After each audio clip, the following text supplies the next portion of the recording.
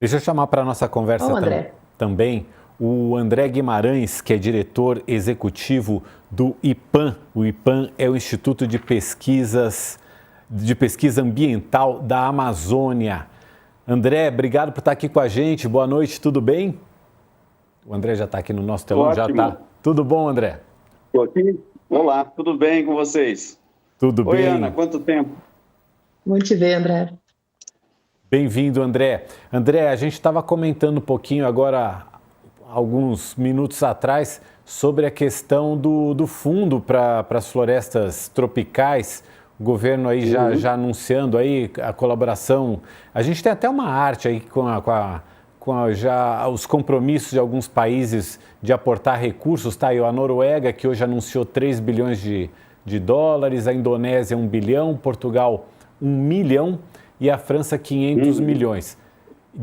No caso de Portugal é 1 milhão de euros, né? E a França 500 milhões de dólares. O Brasil está se comprometendo também com 1 bilhão de dólares. Quer dizer, a gente já partiria aí de 5 bi. Queria sua avaliação sobre essa largada desse fundo, André.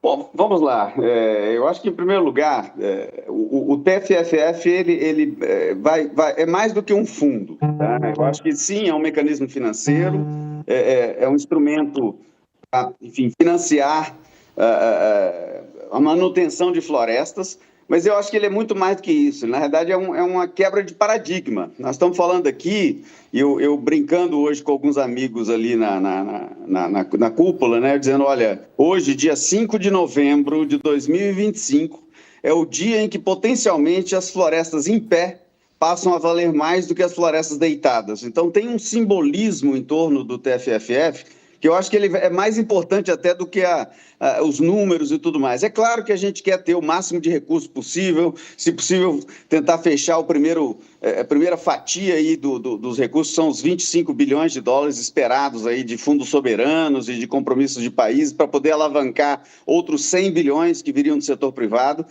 Agora, foi dada a largada, tá? Até hoje de manhã, nós tínhamos R$1 bilhão, que foi o compromisso brasileiro feito na Assembleia da ONU.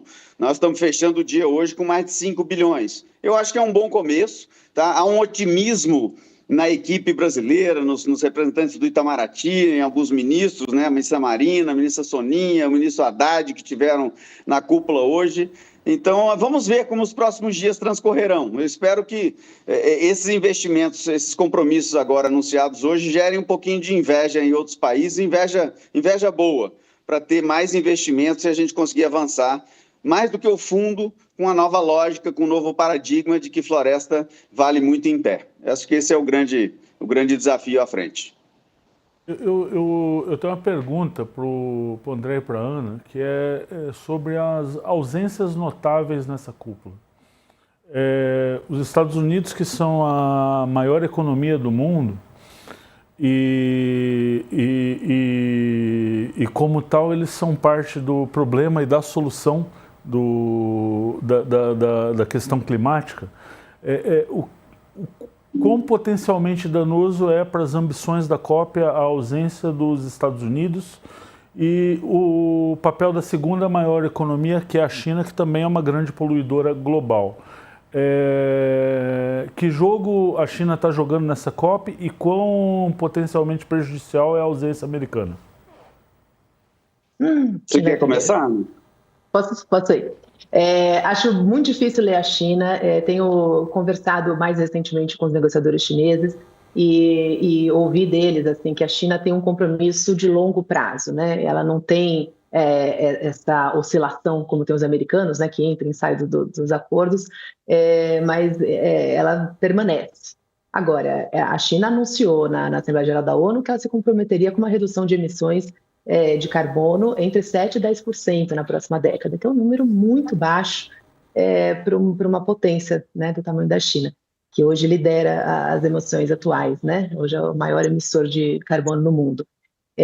Agora, em relação à ausência americana, eu costumo ver com um certo costume. Eu acho que o mundo se acostumou a não contar com os Estados Unidos, né? O mundo se acostumou a não contar com os Estados Unidos e em convenções onde os Estados Unidos não participa, a gente conseguiu avanços interessantes que a Convenção do Clima está começando a tocar agora. Então, por exemplo, ontem, a presidência brasileira da COP30 publicou o Rota Baku-Belém, né, que é essa carta de sugestões de soluções para arrecadar o financiamento de 1,3 trilhão de dólares, e entre essas soluções eles colocam lá a recanalização dos subsídios, né? Então, tirar o subsídio das atividades econômicas que estão na contramão do clima, né, como carvão, petróleo, gás, e colocar nas atividades que regeneram o clima. Isso é uma solução que está lá no Acordo de Biodiversidade já há muito tempo, e é uma convenção que não teve a delegação americana participando. Então, eu me preocupo mais com a participação americana do que com a ausência dessa delegação, né? Porque a gente viu durante o governo Trump que a participação americana teve intenções ali de provocar a contramão do acordo, né? Da última vez que o Trump se elegeu, na COP seguinte, em Bonn, 2017, André deve lembrar disso, teve um evento promovido pelos Estados Unidos em defesa dos combustíveis fósseis, né? Então, esse tipo de bullying é algo muito mais preocupante do que a simples ausência, o simples silêncio dele. Não, eu estou super com a Ana, viu? Na realidade, eu vou até além, viu, Ana? Eu acho que eu estou feliz dos Estados Unidos não virem, porque eles podem querer melar o jogo, né? Quer dizer, né? Só lembrando, quer dizer, os Estados Unidos, eles não estão fora do Acordo de Paris ainda, né? Eles anunciaram em janeiro, tem um prazo de 12 meses, então, em tese, hoje, novembro de 2025, os Estados Unidos ainda fazem parte do Acordo de Paris, poderiam vir a Belém e poderiam, enfim, como a Ana falou, quer dizer, usar aí a sua força para atrasar processos, para contaminar discussões, e isso ia ser muito negativo. Então, em alguma dimensão, eu estou até feliz dos Estados Unidos não virem. Mas acho que tem uma diferença do ponto de vista de emissões entre Estados Unidos e China, porque os Estados Unidos hoje são o segundo lugar em emissões, hoje. Mas se a gente pegar emissões históricas, os Estados Unidos está muito na frente da China. Então, as emissões chinesas, elas começaram de 30, 40 anos para cá, a ganhar um volume maior, enquanto os Estados Unidos estão emitindo carbono há 150 anos ou mais. Então, tem uma diferença aí no volume acumulado, digamos assim. Então, agora, sobre a China, eu também estou contigo, Ana. Eu acho que a China tem essa característica, né, de sempre tentar colocar um número menor para conseguir mais, né? Isso foi agora com a fase 2, né, das NDCs, eles conseguiram antecipar aí 1 ano, me parece, ou 2 anos a meta deles. Então, eu concordo, é difícil de fazer uma leitura dos chineses. Eu tenho, inclusive, interagido muito, fui à China agora em junho, para buscar parcerias lá de pesquisa. Eu vejo muito interesse dos chineses no Brasil. Tá? Isso é uma coisa aparentemente recente. Eu acho que esse fato de que há uma aproximação, especialmente dos dois líderes, né, do Xi Jinping e do Lula, se a gente for olhar isso, outro dia eu tive a curiosidade de olhar as fotografias que os dois tiram juntos, e frequentemente eles estão sorrindo, né? Quando você vê uma foto do Xi Jinping com o Trump, eles estão de cara fechada, amarrada e tal. Então, eu acho que esses pequenos símbolos aí, se a gente souber fazer a leitura correta, eu acho que é um momento interessante para o Brasil e China, para o Sul Global como um todo, mas eu acho que Brasil e China têm afinado o diálogo. Isso, obviamente, precisa de se converter em ações práticas. Então, voltando agora ao TFFF, há uma sinalização da China de apoiar o TFFF, mas não tem número na mesa ainda. Então, espero que nos próximos dias apareça um número e a gente possa cobrar e tudo mais. Mas o fato concreto é que esses eventos como conferências, né, como aconteceu com o BRICS e o G20 no ano passado, serviram, dentre muitos outros propósitos, a aproximar algumas nações que, enfim, não conversavam muito, que eu acho que é o caso do Brasil e da China. Talvez não em nível governamental, em nível de comércio, mas no nível da ciência, por exemplo, eu estou muito surpreso de quantas oportunidades que a gente pode aproveitar de trabalhar junto com organizações, universidades chinesas, e não estamos fazendo. Então, tem muito espaço ainda para aproveitar nessa construção sul-global, especialmente com esses dois titãs que são Brasil e China. E olha, também no dia de abertura da cúpula dos chefes de Estado, a ONU afirmou que 2025 será o segundo ou terceiro ano mais quente da história. O relatório da agência deve pautar conversas durante a COP30. Ainda segundo a ONU, o mundo enfrenta uma sequência alarmante de temperaturas excepcionais. Até agosto deste ano, a temperatura média global chegou a 1,4 grau acima dos níveis pré-industriais. No ano passado já tinha chegado a 1,5, que é aquele limite que foi acordado lá no Acordo de Paris, que não deveria ter sido atingido e acabou sendo.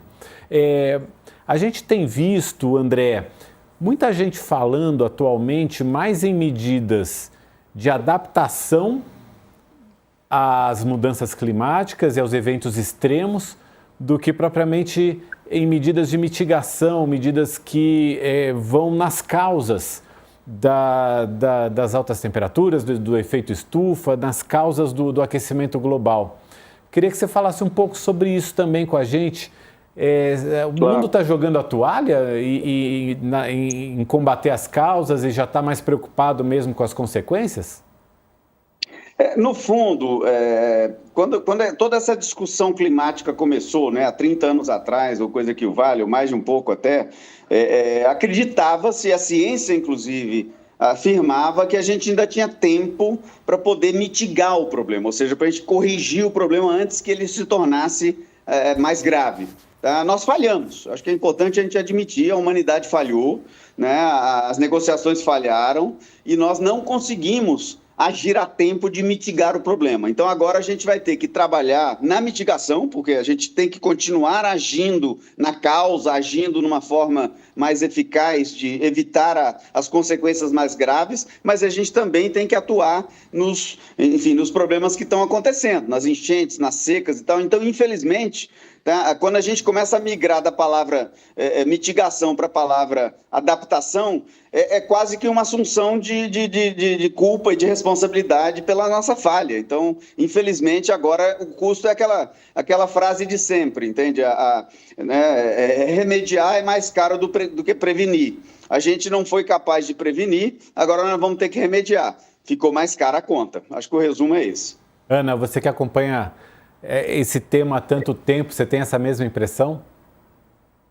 Sim, eu acho que agora a gente vai trocar o pneu da bicicleta com ela rodando, né? Porque assim, se adaptar, mas ao mesmo tempo fazer essa curva de volta para o 1,5. Então, quando o Brasil confirmou que ia trazer a COP para Belém, juntou ali as 3 últimas presidências para fazer a troika, né? Que eles estão chamando de troika, que se juntava na missão 1,5. Né, que eles estavam propagandeando essa missão 1,5 como se fosse possível conter o aquecimento global em 1,5. E agora a missão 1,5 ela já mudou de figura e virou missão voltar para 1,5. Né? Não mais a gente evitar 1,5, mas pegar ali o caminho de retorno, porque diz a ciência, diz o painel do clima da ONU, que a gente consegue sim, depois de ter ultrapassado esse limite seguro da temperatura média global, voltar, né, e reduzir as emissões e, com isso, reduzir de novo a temperatura. Então, essa migração de discurso, ela me preocupa mais pela via política e diplomática, porque também indica uma diminuição da disposição para cooperar internacionalmente, né? Porque a adaptação é cada um no seu quintal, né? Cada um se vira aí com as consequências do clima, porque elas são muito diversas. Agora, quando a gente fala em mitigação, aí é um problema do mundo inteiro, né? Porque se o carbono é emitido aqui no Brasil ou na China, ele vai para a mesma atmosfera, né? Vai para o orçamento global de carbono. Então, isso também traz um desafio para a COP30, para as próximas negociações, que já que a gente já está sofrendo os efeitos do clima e precisa todo mundo se adaptar, como é que a gente negocia isso internacionalmente, né? Como é que a gente provoca os países a se importar com o quintal do outro? Essa pré-COP... Só uma rápida complementação, se me permite. A Ana me fez lembrar aqui essa palavrinha que tem sido muito falada, que é o tal do overshooting, né? Quer dizer, é um termo novo, que é exatamente isso que a Ana falou. Quer dizer, a gente agora já está convencido, a ciência está convencida de que nós vamos ter que sobreviver, ou passar algum tempo com temperatura acima de 1,5 graus, vamos ter que fazer um esforço maior para chegar no final do século só em 1,5 graus, mas nós vamos passar desse limite. Esse é o tal do overshooting. Então, a pergunta que a gente está se fazendo agora, inclusive a ciência está se fazendo, esse overshooting vai ser de alguns poucos anos ou vai ser de algumas décadas? Tá? A diferença entre anos e décadas significa um estrago muito maior, riscos muito maiores, custos muito maiores. Então, mais uma vez, Isso tudo mostra e nos dá o sentido de urgência desse processo todo. Cada dia que passa é um dia a menos no combate às mudanças climáticas. E, de novo, eu acho que o fato de que o Brasil, a presidência brasileira, escolheu o termo mutirão e a lógica da COP da implementação é muito próprio para esse momento agora. A gente realmente tem que sair dessa COP com uma visão clara do que tem que fazer e começar a fazer de fato. Pois é, e é legal a gente chamar a atenção de você que está assistindo a gente pelo canal UOL, também pelo YouTube, né? Se você quiser deixar teu comentário lá, participar desse debate aqui com a gente, todo mundo é super bem-vindo. Uma coisa que a gente precisa lembrar é que os efeitos do aquecimento global a gente já está vendo secas prolongadas na Amazônia, rios secando, a gente está vendo a quantidade de chuva que a gente teve ano passado, por exemplo, no Rio Grande do Sul, a gente está vendo a elevação do nível dos oceanos, e quem mais sofre com as consequências são as populações mais vulneráveis, e são as populações que não têm recursos para se defender, nem para se adaptar, muito menos para pagar os prejuízos que sofrem quando esses eventos acontecem. Quer dizer, a gente está aí olhando um drama que é ambiental, mas é um drama que também é econômico e é um drama que também é social e que a gente vai ter que enfrentar ao longo dos próximos anos. A pré-COP que está acontecendo, né, essas reuniões aí de chefes de Estado, também foi marcada pela chegada do presidente francês Emmanuel Macron. Ele chegou ontem a Salvador e visitou pontos como Pelourinho. Ao lado do governador baiano, Jerônimo Rodrigues, o presidente francês foi tietado pela população. Macron também jantou com celebridades. Aí você está vendo ele com o pessoal, acho que deve ser do Olodum. Ele jantou com celebridades do estado, como a cantora Daniela Mercury. E em entrevista aqui ao All News, a Daniela Mercury detalhou esse encontro com o presidente. Vamos ouvir um trechinho dela. Nós recebemos a visita do presidente da França, né, Emmanuel Macron, que já tinha passado pelo Rio de Janeiro e que fez um passeio equivalente aqui, não foi? Foi em Pelourinho, disse que deu trabalho à turma para tomar conta dele, porque ele queria andar pelas ruas, ver as pessoas. Foi lá no Pelourinho, a banda Didá tocou para ele adorou, disse que tocou tambor. Isso é que eu fiquei sabendo durante o dia. E fiquei muito feliz dele ter convidado artistas, né? O Graciliano, o Macron lá na França, cada dia é uma crise diferente. Ele indica primeiro-ministro que não dura uma semana no cargo. Aí, quando ele quer relaxar, ele vem para o Brasil, que é aquele tietado. Eu acho que ele vai acabar mudando para o Brasil. Os franceses eles têm uma expressão, bain de foule, que é o banho de multidão, que na França esse período de popularidade de um presidente ele dura cada vez menos tempo, há décadas. A lua de mel do presidente com a população francesa ela vai durando menos, dada assim a quantidade enorme de desafios que o país tem que enfrentar, problemas de um debate muito duro sobre imigração, desemprego e estagnação econômica. E se há de convir, né, Mauro, que qualquer um passa melhor na Bahia, né? Ah, bom, aí já é covardia, né? Qualquer um passa melhor em Salvador. É muito interessante essa imagem, muito interessante, porque a recepção ali que estava o Olodum tocando, é possível ver vários líderes comunitários do Pelourinho ali na recepção ao presidente francês. Então, esse cara em Salvador, ele não deve ter comido mal, ele não deve ter ouvido uma má música, nem visto arquitetura feia. Não, com certeza não. E só achei que foi pouca a doação da França, André. Todo mundo na casa do bilhão, a França ficou no meio bilhão aí. E Portugal com esse 1 milhão de euros aí. Um apartamento, né? É como doar um apartamento, né, de classe média alta em Lisboa. Em Lisboa, pois é. É por aí, viu? Do jeito que tá caro lá, acho que nem classe média alta, viu? Acho que tá mais para apartamentozinho de 2 quartos ali na periferia de Lisboa, mas enfim. Brincadeiras à parte aqui, é aquilo que eu mencionei antes. Eu acho que tem um simbolismo nesse processo todo, tá? Eu espero que isso detone, obviamente, o interesse de outros países de contribuírem. Eu acho que é importante a gente lembrar uma coisa, quer dizer, esse dinheiro não é doado, tá? Então a Noruega não doou 3 bilhões de dólares para o TFFF, ela investiu recursos, ela alocou recursos que serão investidos e a renda desse recurso, o rendimento desse recurso é que será, então, alocado para os países que reduzirem o seu desmatamento. Então, é importante dizer que ele é um mecanismo um pouco diferente desses que a gente está habituado, como o próprio Fundo Amazônia, que a Noruega, enfim, investiu, né, doou para o Brasil. Esse, sim, é um recurso doado para execução de projetos. Então, tem uma conotação um pouco diferente. O TFFF, não. Ele é um fundo de investimento, e uma parte da receita desse investimento é, então, o prêmio que os países que reduziram o desmatamento vão receber.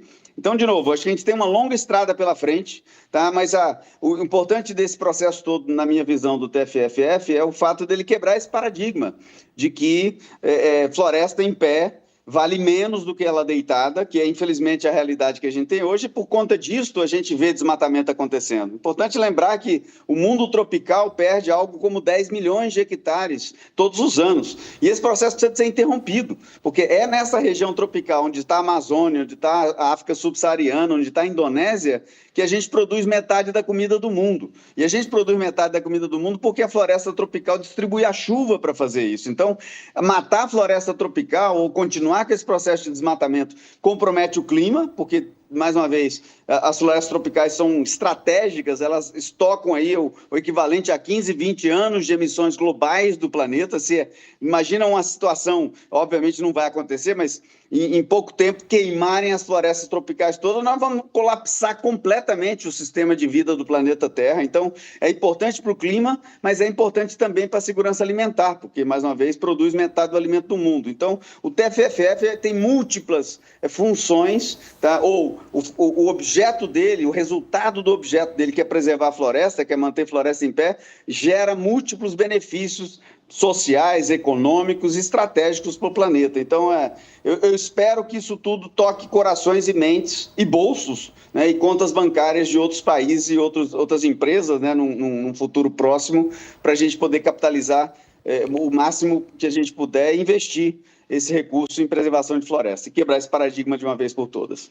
André Guimarães, diretor executivo do IPAM, o Instituto de Pesquisa Ambiental da Amazônia, e enviado especial da sociedade civil para a COP30. Muito obrigado por participar aqui com a gente. Volte sempre ao canal UOL, ao Poder e Mercado. Obrigado e boa COP para você. Obrigado, gente. Sempre aqui à disposição do UOL.